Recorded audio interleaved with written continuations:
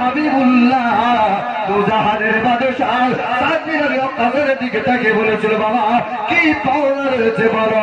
আল্লাহর নবীর কথা শুনে সাদ বিন আবি ওয়াক্কাস বিনয়ে দাঁড়িয়ে বলেছিলেন, ইয়া রাসূলুল্লাহ কে হাবিবাল্লাহ, হুজুর একটা জিহাদের ময়দানে আপনি যে ঘোড়ার পিঠে সওয়ার হয়েছিলেন, ওই ঘোড়ার পিঠের পিছনে আমি বসেছিলাম, কিন্তু আপনার ওই কাফেরদের দিকে চাবুক ঘোরাতে ওই চাবুকটা আমার পিঠে লেগেছিল ইয়া রাসূলুল্লাহ।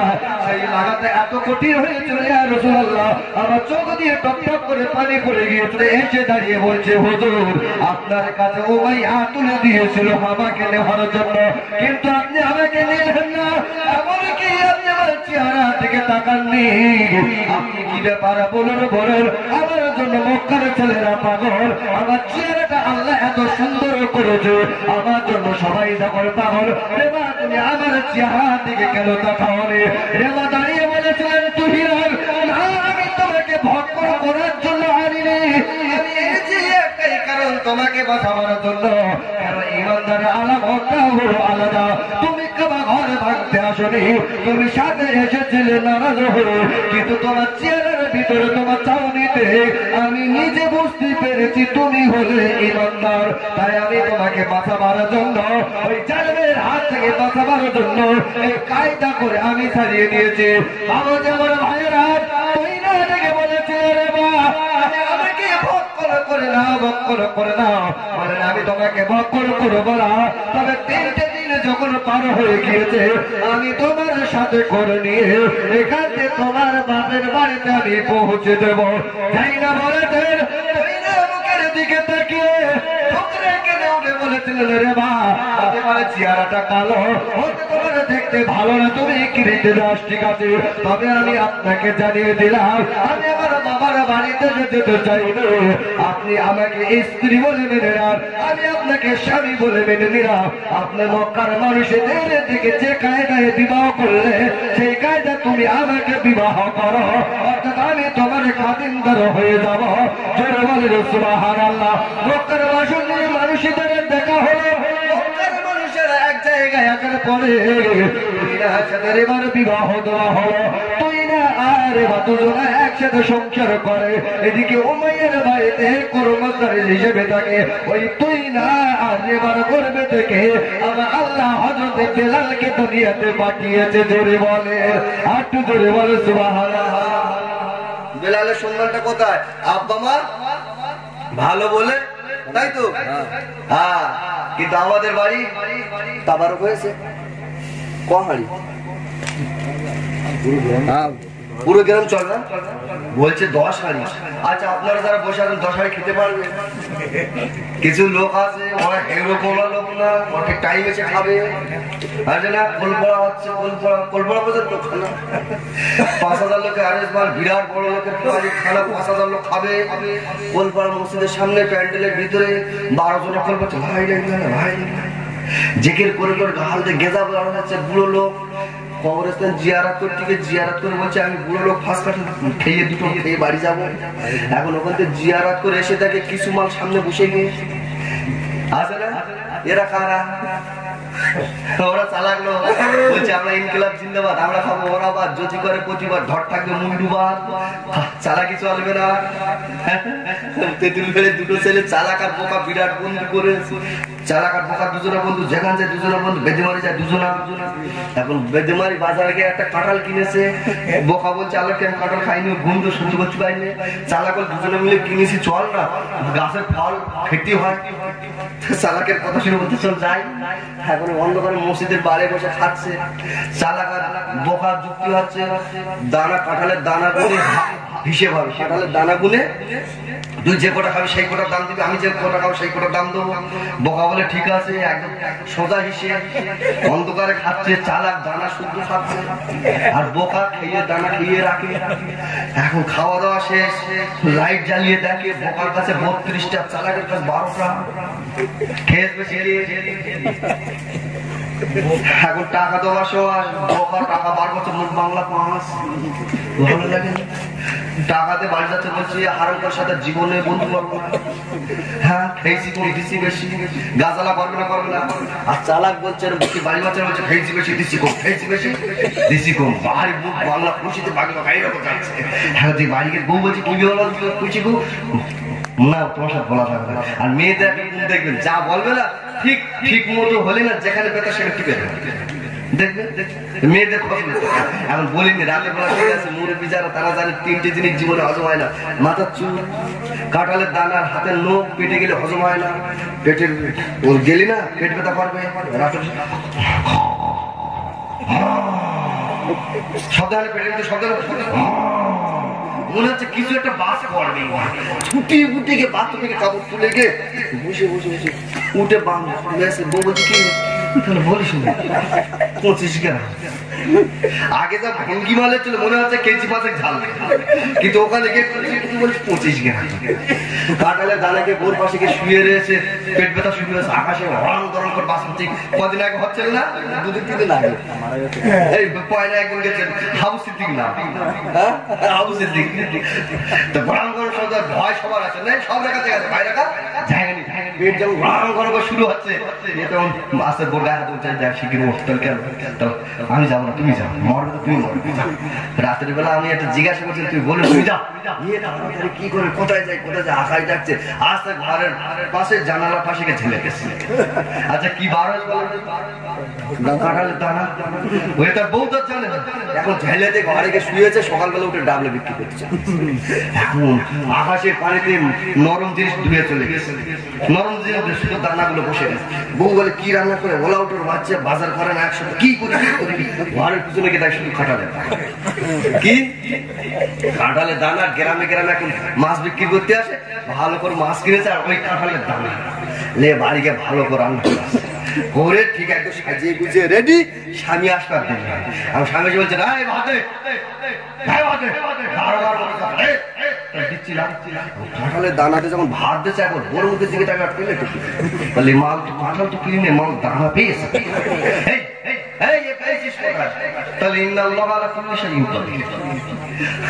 তাহলে কি হয় বললাম, তাহলে চোর চুরি করে খেয়ে এসে আর ঘরের জানালার ধারে মাল ঢেলে দিয়েছে।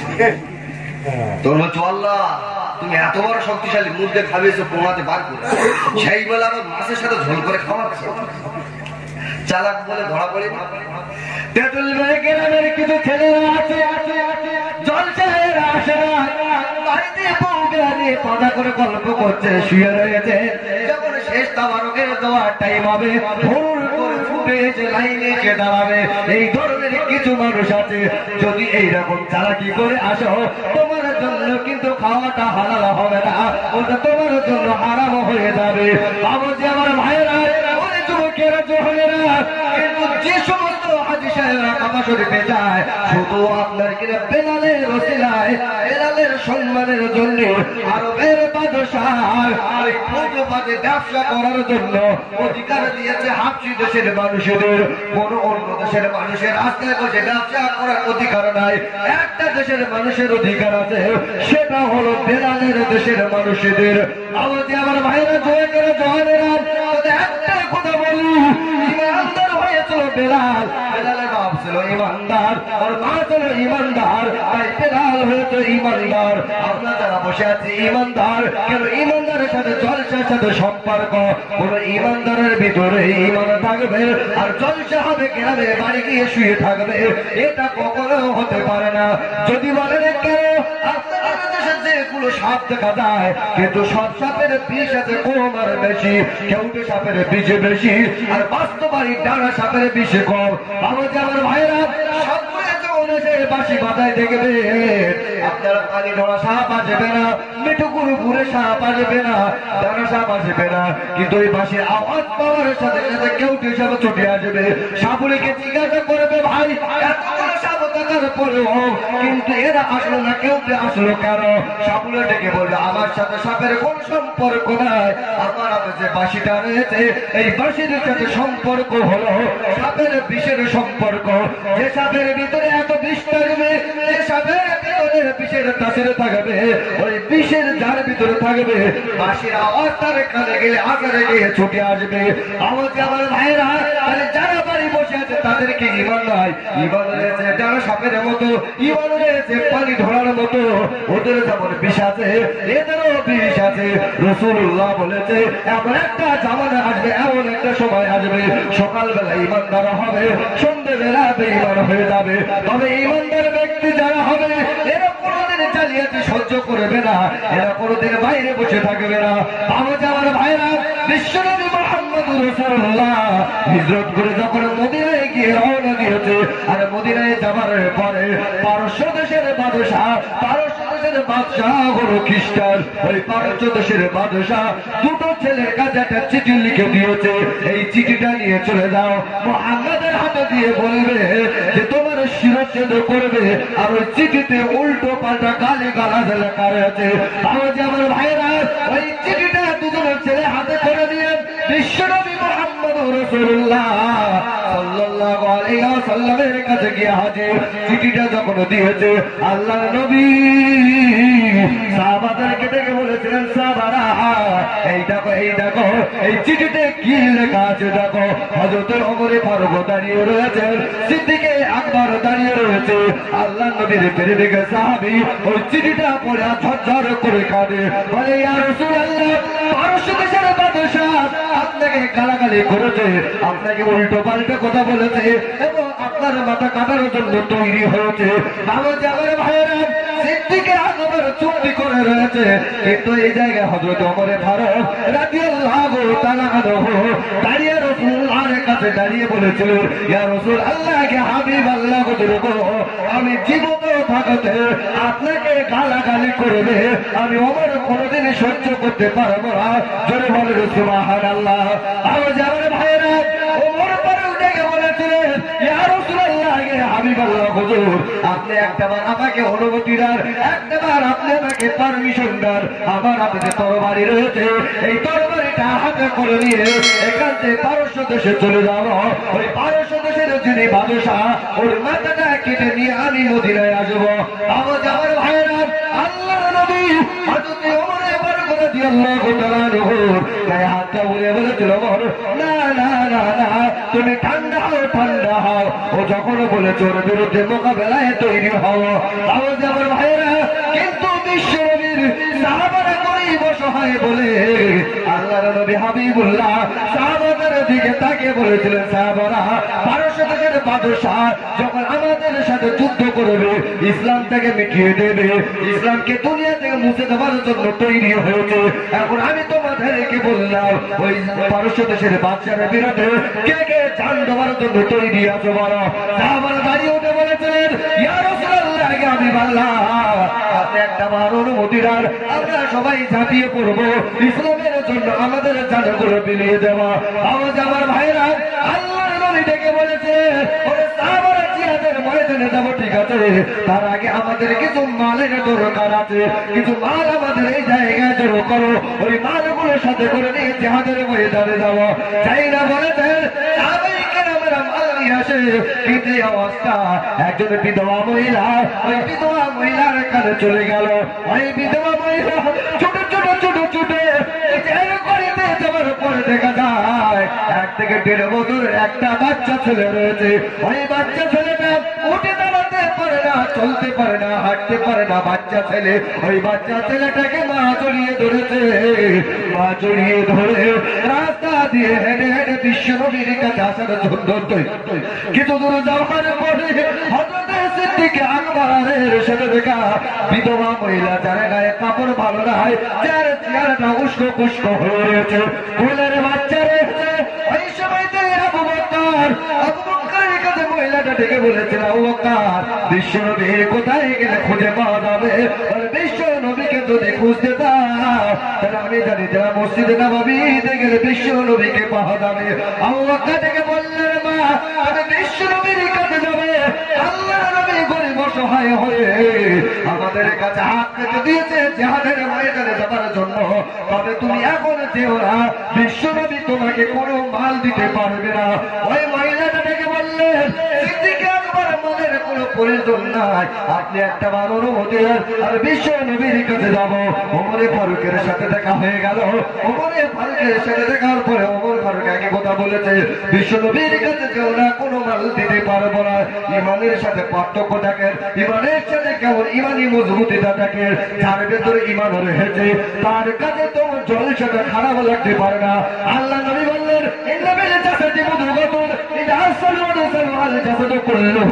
আমি রাসূলুল্লাহ জানিয়ে দিলাম, প্রত্যেকের মানুষের দেহের ভিতরে একটা কোষের টুকরা রয়েছে। ওই কোষের টুকরাটা যারা ভালো, ওই কোষের টুকরাটা যারা পরিষ্কার, আমি রাসূলুল্লাহ জানিয়ে দিলাম, জলসা হবে বাড়ি বসে থাকতে পারবে না। মাথায় গিয়ে জলসা এসে বসে যাবে। ওই কোষের টুকরাটা যারা কালো, হাজার রসগোল্লা দাও না কেন, ও কখনো জলসা এসে বসবে না। ফুচকা খাবে, মনোহরের দোকানে যাবে, আর শালীদের নিয়ে বিভিন্ন দিকে নিয়ে বাড়ি বসে গল্প করবে, জলসায় আসতে পারবে না। আমাকে আমার ভাইয়েরা একেবারে মনে রাখা, বিশ্ব নবীর কাছে গিয়ে হাজির। আল্লাহ নবী ডেকে বললেন, মা কি খবর, কি খবর, তুমি আমার কাছে আসলে কেন? বলেছিলেন, ইয়া রাসূলুল্লাহ, ইয়া হাবিবাল্লাহ, হুজুর, আমি আপনার কাছে আসার একটাই কারণ হলো, আমি জিহাদের ময়দানে যেতে পারবো না, আর জিহাদের জন্য মাল দিতে আমি পারবো না।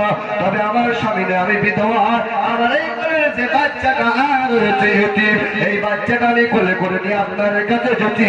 আমার পেটে যখন আমার এই বাচ্চা ছেলেটা ছিল, আমার স্বামী আমার কাছে ডেকে বলেছিল, বিবি, জিহাদের ময়দানে যাব, ইসলামকে জিন্দা করতে যাওয়ার পরে আমি যদি শহীদ হয়ে যাই, আল্লাহ রাস্তায় যদি আমি শহীদ হয়ে যাই, নবীর জন্য যদি আমি শহীদ হয়ে যাই, তোমার পেটে যে বাচ্চাটা রয়েছে আমি তোমাকে ওসিয়াত করে গেলাম, আমি যেমন ইসলামের জন্য শহীদ হয়ে যাচ্ছি, ওই বাচ্চাটা ইসলামের জন্য তুমি শহীদ করে দিও।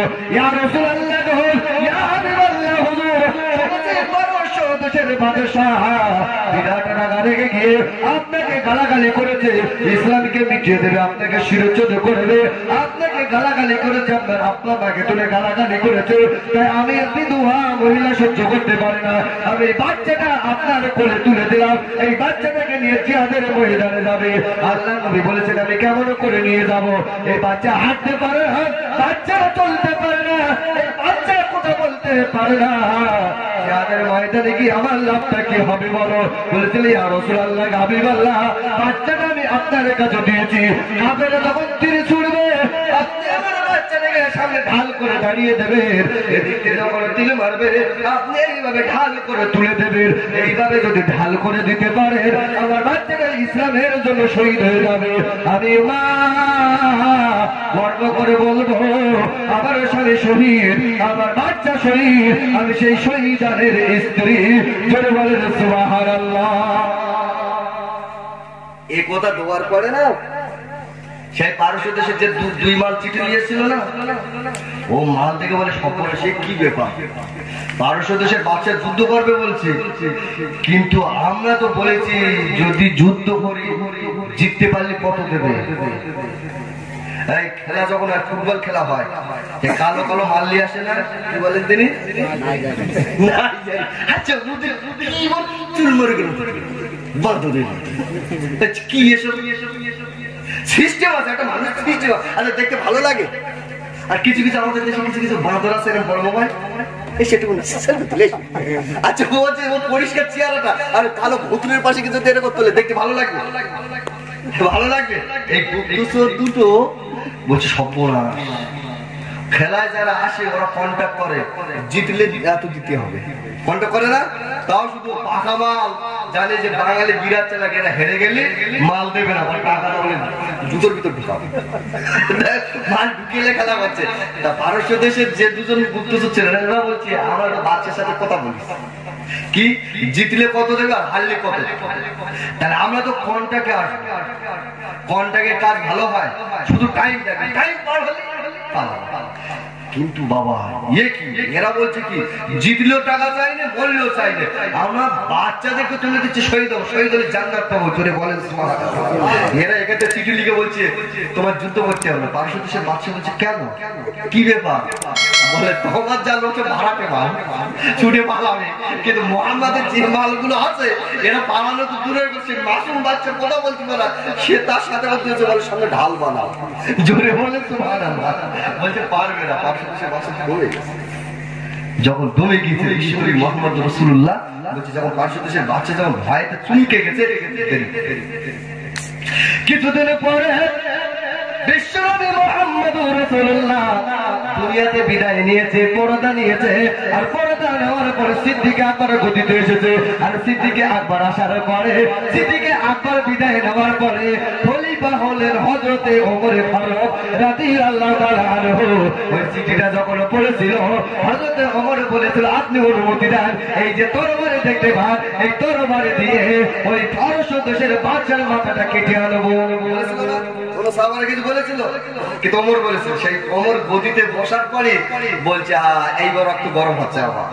বিশ্বনবী কিন্তু কিছু বলিনি। বিশ্বনবীকে আমার বেঁচে থাকাকালীন বিশ্বনবীকে গালাগালি করবো, আমি ওমর সহ্য করবো, কোনো কথা হবে না। 17 জন যুবক টেনে এনেছে। 17 বছর একজন ছেলে যার নাম ছিল আব্দুল্লাহ ইবনে হুযাইফা। দেখো চলে যাও পারস্য দেশের যে ঘাঁটি আছে ঘাঁটি ঘেরাও করো, তোমরা যাও যুদ্ধ হবে, ওদের খবর আমাদের। বাবাজি আমার ভাইরা হযরত ওমর ফারুক গদিতে আসার সাথে সাথে ঈমানি পাওয়ার দেখো রাসূলুল্লাহ যুদ্ধ করলেন থেমে গেল, কিন্তু ওমর ফারুক দাঁড়িয়ে গিয়েছে কেন? আল্লাহ রাসূল সাল্লাল্লাহু আলাইহি ওয়াসাল্লাম ঈমানি পাওয়ার দেখেছে। আল্লাহর নবী ওস্তাদ যেমন হবে ছাত্র তো তেমন হবে। বাবাজি আমার ভাইরা ওস্তাদ যদি ভালো হয় ছাত্র অবশ্যই ভালো হবে। ওস্তাদ যদি বিড়ি খায় ছাত্র তেরেঙ্গা খাবে, কোনো অসুবিধা হবে না।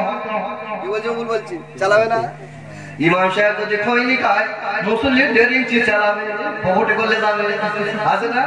তবে এখন ইমাম সাহেব যদিও না খায় পিঠে কি বলবো খৈনি চলছে, কেন ইমাম সাহেব তো বিরাট জ্বালা না। এমন একটা দিন আগে মসজিদে ইমাম খুঁজে পাওয়া যাবে না, ইমাম খুঁজে পাওয়া যায় না। মনে করে ইমাম সাহেব বাড়ি একটু কাটিয়াটিতে বউ ফোন করে তোমার মেয়ের শরীর খারাপ, বেশি তাড়াতাড়ি ডাক্তার কাছে যেতে হবে, জুম্মা নামাজ পড়িয়ে বলছে আমি বাড়ি যাবো তাড়াতাড়ি। এখন বাইক স্টার্ট দিয়েছে, মাতালি দেখে বলছে হুজুর তুমি বাড়ি যাবে? এখন কার বাড়ি পালা ভাত কখন আসবেন তার ঠিক নেই, তুমি আমার বাড়িতে দুটো খেয়ে আর যা। তো বলছে তাড়াতাড়ি চল, তার বাড়ি তাড়াতাড়ি চল। ইমাম সাহেবের হাত ধরে মাতালে টেনে নিয়ে যাচ্ছে, মুসল্লি যাচ্ছে, বলছে দেখেছিস বড় লোকের বাড়ি পালা মাল খাবো খাবো করছে, কত ধরে যাচ্ছে না মাল খাবো খাবো বলে না বলে। ইমাম সাহেব বলে আল্লাহ কাদের আমি ইমামতি করি, হ্যাঁ এরা বলছে মাল খাবো খাবো করছে, ঈদের নামাজ পড়া না মাতালের বাড়ি দুটো খেয়ে আর আস্তে আস্তে জোরে গেছে, বলছে খাবো খাবো আস্তে আস্তে। এরা মাল ঘুরে বসে দেখেছিস মাল কি খাবার খেয়েছে আর হাঁটতে পারে, মাল কি খাবার। বাবাজি আমার ভাইরা ইমামের পিছনে লেগো না, মদ খাবে। ইমাম সাহেব কথা সে বলছে ছুরিতে জবাই করে দাও, দাও আর কি ভাতা মাল জবাই করে যাবে, ভাতা মাল দেবে। ইমামে আজম বলেছে মুরগি জবাই করো, হাঁস জবাই করে, এমন ছুরি না জবাই করে মাল যেন বুঝতে না পারে। আর এরা এনে দিচ্ছে ঘাটে না, মাঝে বলছে ওর থেকে মুখ দিয়ে টালি ভালো হবে। ইমাম সাহেব যদি বল তুমি মদ খাও তোমার হাত জবাই করো না, ইমাম সাহেব বুঝতে পেরেছে যে মদ জবাই করলে তুই মদ খা, বলছে জবাই করো না, যদি না করো চাকরি বর্তলা। ইমাম বলছে তোমার চাকরি আবার ঠিক থাকবে, ঘুরিয়ে দেবো বুঝতে পারবে না। তাহলে কি মুরগি ধরেছে বল ধর, মদ কো ধরেছে আরে ধরে বলছে চক চকে ছুরি কসকসে ধার, আর পাকা মদ করে মুরগি আল্লাহু আকবার গন্ডগোল হবে। বাবাজি আমার ভাইরা মসজিদের ইমাম সাহেব সুদের কথা বলেছে, সুদের যে মাতাল্লি সুদ খায় বলছে অটোকে দটো সুদের কথা বলতে বলিস তোমার ভারো। ইমাম সাহেব ব্যাগ গুছিয়ে যাচ্ছে, বলছে যতদিন মাত্র সুদের কথা জীবনে সুদের কথা বলি গন্ডগোল চলে যাচ্ছে। তা যা পরের মসজিদের চাকরি পেয়েছে, সেখানে গিয়ে ঘুষির বিরুদ্ধে বলেছে, মসজিদের যে সেক্রেটারি সে পাকা ঘুষ বলছে হাট ব্যাগ হারে করলে যাচ্ছে, বলছে যতদিন মাত্র ঘুষ সুদ বলবো না জীবনে বলবো না। তা না বলছে না বল চলে যাচ্ছে, বন্ধু একটা মসজিদে ঢুকেছে, ঢুকে বলছে শুধু বলবো না ঘুষও বলবো না, এমনি চালাবো চালা। জুম্মার বায়ান করেছে, সবার পছন্দ হয়েছে। ইমাম সাহেব জুম্মার নামাজ পড়াচ্ছে, ইয়াসিন আল কুরআনুল হাকীম ইন্নাকা লামিনাল মুরসালিন বলেছে। সেক্রেটারি ঠান্ডা করে বল ঠান্ডা ভেঙে দে দেবো। আমাদের মসজিদের যে মাতোয়াল্লি এর নাম ইয়াসিন, মাল জানলো কি করে? আমাদের মসজিদের মাতোয়াল্লির নাম হচ্ছে ইয়াসিন, মালটা জানলো কি করে? তারপর ওর দাদুর নাম হচ্ছে হাকিম, এ মাল জানলো কি করে? ওর দাদুর নাম মুরসালিন, তাও জানলো কি করে? সব আমাদের নামাজের ভিতরে ওর নাম বলেছে, ওর দাদুর নাম বলেছে, ওর বাপের নাম বলেছে, আমার নাম একবার বলিনি। দাঁড়া তো চাকরি তো করাচ্ছি। ইমাম সাহেব হাত দিলে বাড়ি গেছে, বলছে আমাদের মসজিদের মাতোয়াল্লি হাকিম ইয়াসির মুরসেল সব তো তুমি বলেছো, আমার নাম বলুন কেন? ইমাম সাহেব বলে আমি কোথায় পাবো, তো করেছো ইয়াসিনের নামে শুরু, আমার নামে নেই। তোমার বলছে সামনে জুম্মায় যদি আমার নামে যদি বলতে পারো নামাজ পড়াতে বল চাকরি থাকবে না, তো বর্তমানে ইমাম সাহেব বলে আল্লাহ সুদ বলে ঘুষ বলে সব চলে গেছে, আবার ফের বুঝি যাবে। যাই হোক সারা সপ্তাহ ইমাম সাহেব মনমতি ভালো না, যারা 5 ওয়াক্ত নামাজ ইমামের পিছনে নামাজ পড়ে 5 ওয়াক্ত নামাজ পড়ে এরা বলে নতুন ইমাম চাঙ্গা, কিন্তু মনমতি ভালো না। কি ব্যাপার, বাড়ি কোনো বউর সাথে গন্ডগোল হয়েছে না, টেনশন না, টাকা পয়সা কি ব্যাপার? কিন্তু শুক্রবার যখন হয়েছে সেক্রেটারি জামা গায়ে যে হাতর মেয়েকে ফন ফন করতে আসছে 11টার সময়, মুসলি বলে কি ব্যাপার ইমাম তো এত তাড়াতাড়ি কোনদিন আসে, আজ এত বকিতে কেন? কিছু একটা হবে দেখি।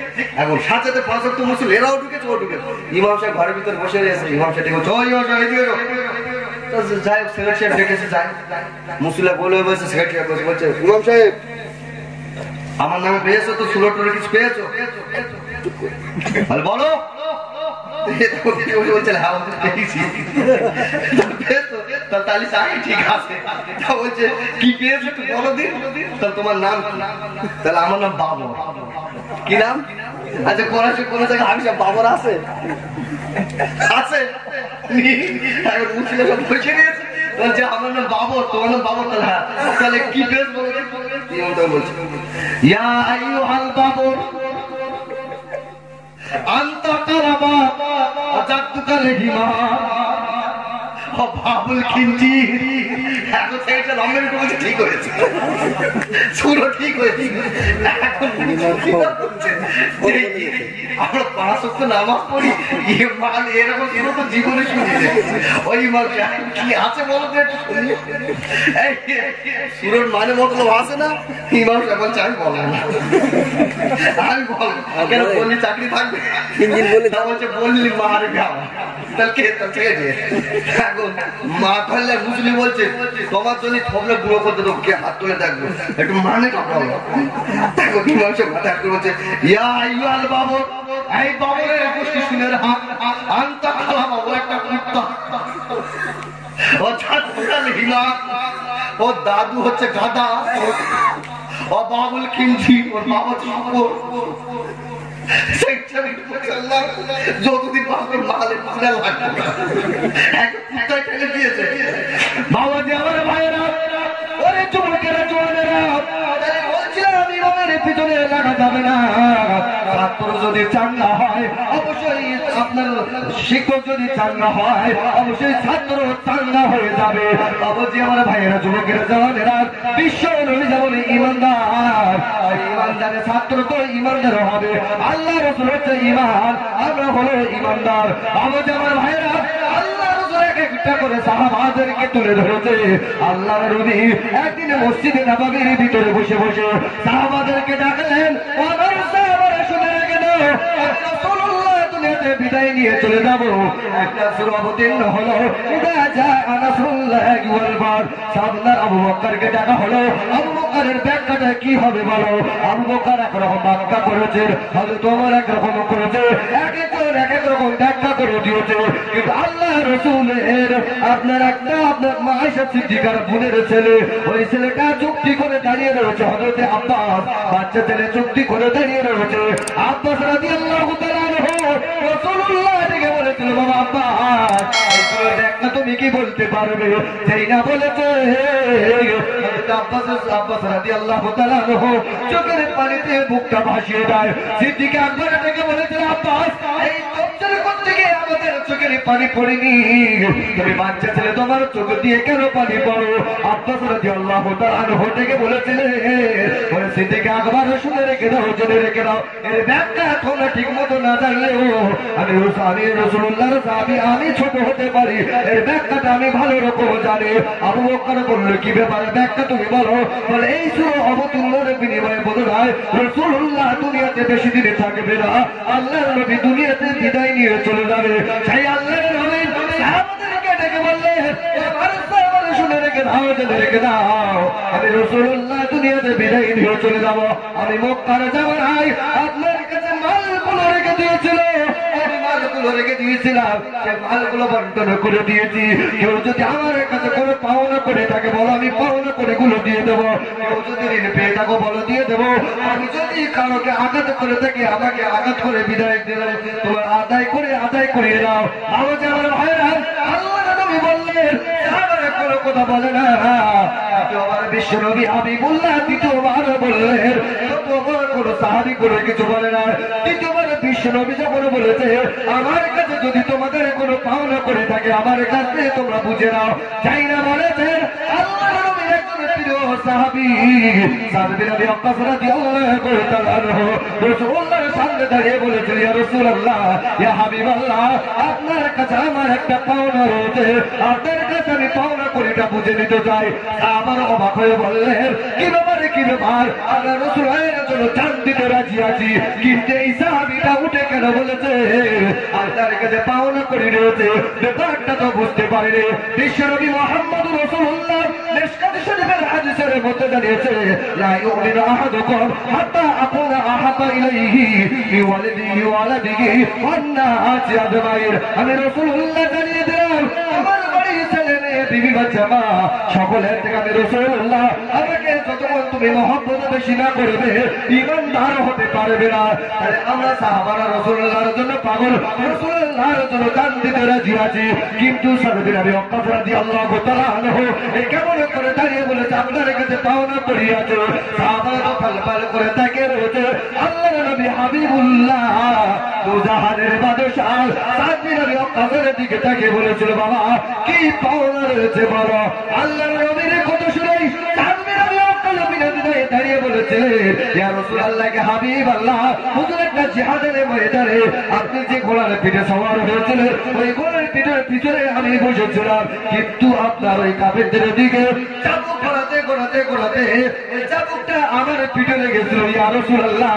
সেই লাগাতে এত কঠিন হয়েছিল ইয়া রাসূলুল্লাহ, আমার চোখ দিয়ে টপ টপ করে পানি পড়ে গিয়েছিল ইয়া রাসূলুল্লাহ। হাবিবাল্লাহ, হুজুর, এখন আমি আপনাকে বলতে চাই, সেদিন তো আমি আপনার কাছে কোনো অন্যায় করিনি, অপরাধ করিনি, আমার পিঠে লেগেছে ইয়া রাসূলুল্লাহ, হাবিবাল্লাহ। তাই আমি আপনাকে বলতে চাই, আজ যেমন পাওনা করে বুঝে দিতে চান, আমি আপনার সাহাবী বলতে চাই, ওই চাবুক আমার পিঠে যেমন লেগেছে ওই রকম চাবুক আমি আপনার পিঠে মেরে আদায় করে নিতে চাই। সেই কথাটা বলেছে আমার টুকরে কেঁদে উঠেছে।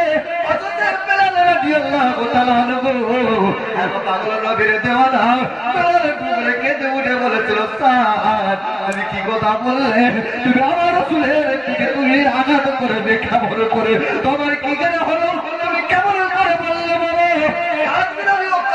কথা বলে না, আমার রাসূলুল্লাহ চাবুক যেমন আমার পিঠে লেগেছে আমি রাসূলুল্লাহর পিঠে চাবুক মেরে আদায় করে দিতে চাই। এই কথা বলার পরে আল্লাহর নবীর সাহাবারা পাগল হয়ে গিয়েছে। সাদ বিন আবি ওয়াক্কাস মারবে রাসূলুল্লাহকে। সিদ্দিক আকবর দাঁড়িয়ে বলেছিলেন, ইয়া রাসূলুল্লাহ, হাবিবাল্লাহ, হুজুর, আপনার জন্য কলিজা দিয়ে দেব, আপনার জন্য জানটা দিয়ে দেব। সাদ বিন আবি ওয়াক্কাস আপনাকে চাবুক মারবে, তার বিনিময়ে আমার গর্দানে ছুরি চালিয়ে দেন, তাতে অসুবিধা দেব, আপনার পিঠে চাবুক মারতে দেব না। হযরত ওমর ফারুক রাদিয়াল্লাহু তাআলা আনহু আপনি চুক্তি করে দাঁড়িয়ে বলেছেন, ইয়া রাসূলুল্লাহ, সাদ বিন আবি ওয়াক্কাস আপনার পিঠে চাবুক মারবে, এত বড় সাহস কে দিয়েছে ওকে? এখন আপনার জন্য তো জান দিতে আমরা রাজি, আর একবার অনুমতি দেন, আমি সাদ বিন আবি ওয়াক্কাসের গর্দানটা আলাদা করে দেব। ওর এত বড় পাওয়ার কে দিয়েছে? আপনার পিঠে আঘাত করার অধিকার কে দিয়েছে? এই মুখে ভাষাটা প্রকাশ করেছে, কে ওর পাওয়ার দিয়েছে একটু করে বুঝে নেব, দেখে নেব। আল্লাহর নবী হাবিবুল্লাহ দুজাহানের বাদশাহ সাইয়্যিদুল মুরসালিন নবীদের নেতা মক্কার বাদী মদিনার জ্যোতি রাহমাতুল লিল আলামিন ওমরের গায়ে হাত বুলিয়ে বলেছিল, ওমর, তুমি অত রাগান্বিত হয়ে না, এখন যখন আমি দোষী, ও যখন দোষীর পাওনা আমার কাছে বুঝে নেবে, আমি বললাম ওর কাছে একটা চাবুক দিয়ে দাও, ওই চাবুকটা দিয়ে আমার পিঠে আঘাত করে বুঝে নেক। সেই না বলেছেন, চাবুক দেওয়া হলো, ওই চাবুকটা হাতে করে নিয়ে সাদ বিন আবি ওয়াক্কাস রাদিয়াল্লাহু তাআলা আনহু চাবুকটা হাতে করে বলছি, ইয়া রাসূলুল্লাহ, ইয়া হাবিবাল্লাহ, হুজুর গো, এটা তো আপনার হাতের চাবুক নয়, এই চাবুকটা দিয়ে আমি মারবো না। যে চাবুকটা আপনি আমার পিঠে মেরেছেন ওই চাবুকটা আমার হাতে দিতে হবে। ওই চাবুক দিয়ে আপনাকে মেরে আঘাত মেরে আমি আমার ঋণটাকে আদায় করে দেব। তাই না বলেছেন আল্লাহর নবী সাহাবাদেরকে ডেকে বলেছিলেন, সাহাবারা যখন আমাকে মারবে বলে তৈরি হয়েছে, আমি রাসূলুল্লাহ দিয়ে দিলাম আমার হুজরা শরীফের ভিতরে, হুজরার ভিতরে চাবুকটা টাঙানো হয়েছে। ওই চাবুকটা এনে আবু ওয়াক্কাসের হাতে তুলে দাও। আওয়াজ আমার ভাইরা হাতে যখন চাবুকটা দেওয়া হলো, সাহাবী ওয়াক্কাস হাতে করে দাঁড়িয়ে নিয়েছে, রাসূলুল্লাহর মারবে। সাহাবা কান্নায় ভেঙে পড়েছে, রাসূলুল্লাহর জন্য জান দেওয়ার জন্য পাগল। সেই বেলাল উঠে দাঁড়িয়ে বলেছে, আমি রাসূলুল্লাহর জন্য জান দিতে রাজি, আমি রাসূলুল্লাহর জন্য সব ত্যাগ করে দিয়েছি। রাসূলুল্লাহর জন্য আমার জিনে পাথরে মারা হলো, আমার জিনে পেরেকে মারা হলো, আমার পিঠের উপরে পেটের উপরে পাথর চাপিয়ে দেওয়া হলো। সেই রাসূলুল্লাহর কাছে আমি বেলাল তাকাবো, আর সাথে আমার কাছে আমার নবীকে মারবে, আমি বেলাল কোনোদিন সহ্য করতে পারবো না। জোরে বলে সুবহানাল্লাহ, দরুদ আল্লাহুম্মা সাল্লি আলা